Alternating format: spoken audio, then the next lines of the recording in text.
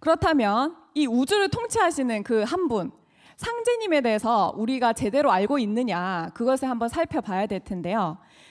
자, 그래서 우리는 상제님을 바르게 아는 것, 상제님을 바르게 인식하는 것이 매우 중요합니다. 근데 그 첫 출발이 뭐냐면 바로 상제님과 이법의 관계를 내가 눈을 뜨는 거예요. 이법이라는 건 뭐냐면 이치, 그리고 도라고도 얘기를 합니다. 서양에서는 프린시플이라고 하는데 이것은 우주의 정신이에요. 이 우주가 그냥 존재하는 것이 아니라 뭔가가 원리가 있다는 겁니다. 우주가 돌아가는 원리. 그것이 바로 이제 우주의 정신인데 상제님께서 바로 이 이법을 맡아서 다스리시는 겁니다. 그래서 우리는 이제 상제님께서 주재하신다 이런 표현을 쓰죠. 그것이 뭐냐면 상제님께서 독단적으로 마음에 들면 만들고 마음에 안 들면 파괴시키고 이런 이제 독선적인 그런 신이 아니라 우주에 존재하고 있는 정신, 우주의 원리를 맡아서 다스린다는 겁니다. 공자석가 예수는 내가 쓰기 위해 내려보냈다 이런 말씀하셨습니다. 그래서 수천 년 동안 사실 인류가 성인의 반열에 올린 그런 어떤 세 분이 바로 공자석가 예수입니다. 수천 년 동안 많은 인간들이 있었지만 그 중에서도 성인으로 추존받을 만하다 이렇게 인정을 받으셔가지고 인간의 모든 어떤 사상 그리고 인간의 삶에 많은 영향을 주신 세 분인데요. 그 세 분이 사실은 상제님께 명을 받고 내려온 신하라는 거예요. 그래서 명을 받고 인간 세상에 내려오셔서 인간들을 인간답게 만드는 그 역할을 하고 가셨습니다. 근데 이 세 분이 각자 다른 시기에 다른 곳에서 이제 역할을 하셨는데 신기하게도 공통적으로 얘기하는 코드들이 있어요. 그게 뭐냐면 바로 상제님에 관한 것이랑 그리고 상제님께서 앞으로 인간 세상에 개입을 하실 것이다. 이 두 가지를 공통적으로 얘기를 하고 있습니다. 그래서 한번 보시면은 자, 석가모니는 뭐라고 하셨냐면 천상에 도설천이라고 있다. 도설천이라는 곳이 있는데 그곳의 주인을 미륵부처라고 얘기를 한다. 그래서 너희들은 미륵부처의 법에 들어라. 미륵부처의 가르침을 받아라. 이렇게 얘기를 합니다.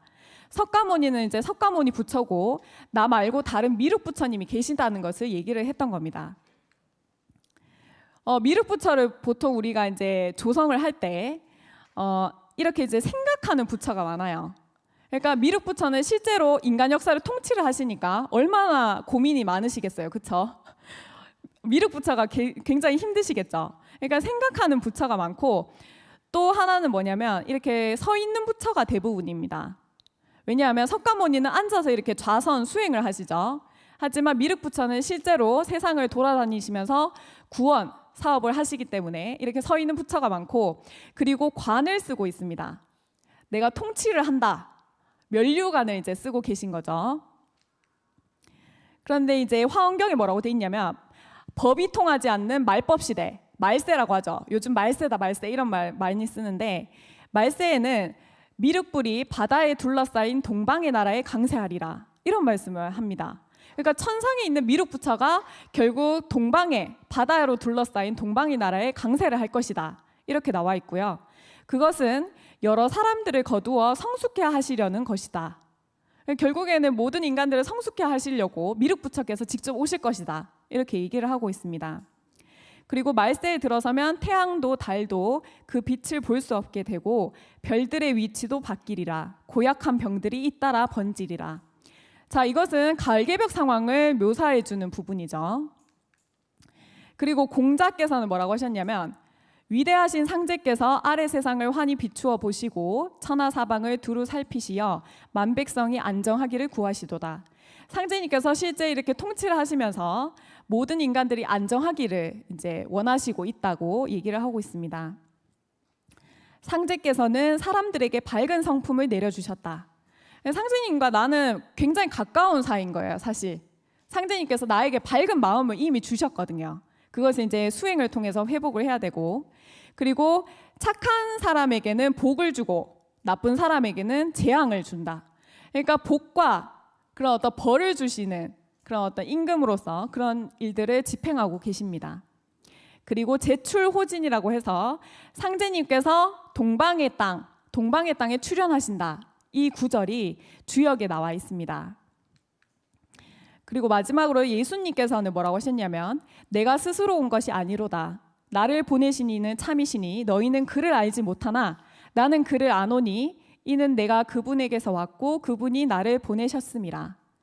그러니까 내가 딱 그냥 혼자 온 게 아니다. 사실 나를 보내신 이가 따로 있다는 거죠. 그분이 바로 참이시다. 그래서 그분이 나를 보내셨다. 이제 상제님을 얘기를 하는 거죠. 그리고 예수의 제자 중에 사도 요한이라고 있었습니다. 근데 그분은 기도를 엄청 잘하셨어요. 엄청난 지극한 정성으로 기도를 잘하셔서 끓는 기름 가마에 넣었는데 하나도 몸이 상한 곳이 없었다고 얘기를 합니다. 그래서 그 사람을 안 되겠다 하면서 이제 밤모스 섬에 이제 귀향을 보냈는데 귀향 가서도 끊임없이 이제 기도를 했어요. 기도를 하다가 결국에는 천상에 올라가서 상제님을 뵙게 됩니다. 그렇게 해서 이제 쓴 글이 바로 요한계시록인데요. 거기 뭐라고 쓰셨냐면 내가 크고 흰 보좌와 그 위에 앉으신 이를 보니, 자, 사도 요한이 천상에 가서 본 거죠. 흰 의자 백보좌 위에 왼분이 이제 앉아 계셨다는 겁니다. 상제님을 직접 뵌 거예요. 근데 그분이 뭐라고 하셨냐면 보라 내가 만물을 새롭게 하노라. 상제님으로부터 모든 것이 이제 새로워진다는 얘기예요. 개벽. 모든 것이 이제 새롭게 열린다는 것을 얘기를 하고 있습니다. 자, 그리고 후천 개벽을 맞이해서 이제 새하늘 새 땅을 봤다는 겁니다. 사도 요한이. 새하늘 새 땅이 뭐예요? 신천지죠. 후천 개벽을 넘어서서 열리는 신천지를 직접 본 것입니다. 그래서 지금까지 살펴봤듯이 인류가 성인으로 추존하고 있는 이 세 분이 공통적으로 얘기하고 있는 것이 있습니다. 그것이 뭐냐면 바로 이 천상에는 우리들에게 명을 내리시는 한 분의 상제님이 계시고 그분이 결국에는 동쪽 바다로 둘러싸인 곳에 오시고 동방 땅에 출현하신다. 동방에 해 뜨는 곳에서 구원이 나온다. 이렇게 얘기를 했다는 겁니다. 바로 우리나라 땅입니다. 그래서 우리나라 땅에 실제로 상제님께서 강세를 하시게 됩니다.